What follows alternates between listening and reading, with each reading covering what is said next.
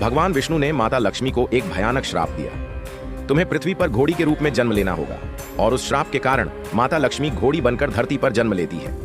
जब एक समय विष्णु लोक में भगवान विष्णु माता लक्ष्मी के साथ विराजमान थे, उसी समय समुद्र मंथन से उत्पन्न हुआ दिव्य श्वेत अश्व उच्च श्रवा वहां प्रकट हुआ।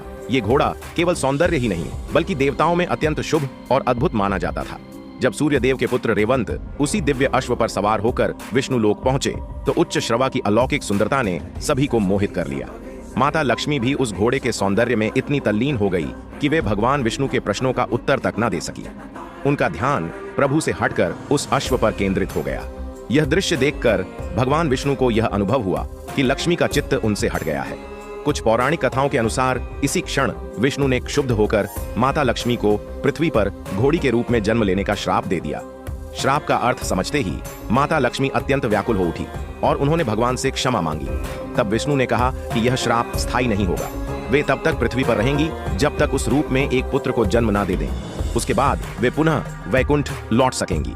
धरती पर माता लक्ष्मी घोड़ी बनकर श्राप से मुक्ति के लिए भगवान शिव की घोर तपस्या की। उनकी भक्ति से प्रसन्न होकर शिव जी ने विष्णु को निर्देश दिया कि वे स्वयं पृथ्वी पर जाकर लक्ष्मी को श्राप से मुक्त करें। तब भगवान विष्णु ने अश्व का रूप धारण किया। विष्णु और लक्ष्मी के संयोग से एक पुत्र का जन्म हुआ। पुत्र जन्म के पश्चात दोनों अपने दिव्य स्वरूप में वैकुंठ लौट गए। वह बालक पृथ्वी पर रह गया, जिसे तपस्वी राजा सतजिक ने पाया और गोद लेकर उसका नाम एक वीर रखा। एक वीर आगे चलकर एक महान पराक्रमी और धर्मनिष्ठ राजा बना। मान्यता है कि उसी से हैहाई वंश सहित अनेक राजवंशों की उत्पत्ति हुई। इसी है वंश के सबसे प्रसिद्ध राजा अर्जुन कार्तवीर्य था। वे अपनी 1000 भुजाओं और अपार शक्ति के लिए प्रसिद्ध थे, जिन्होंने रावण को भी बंदी बनाया था। तो लिखिए जय श्री हरि।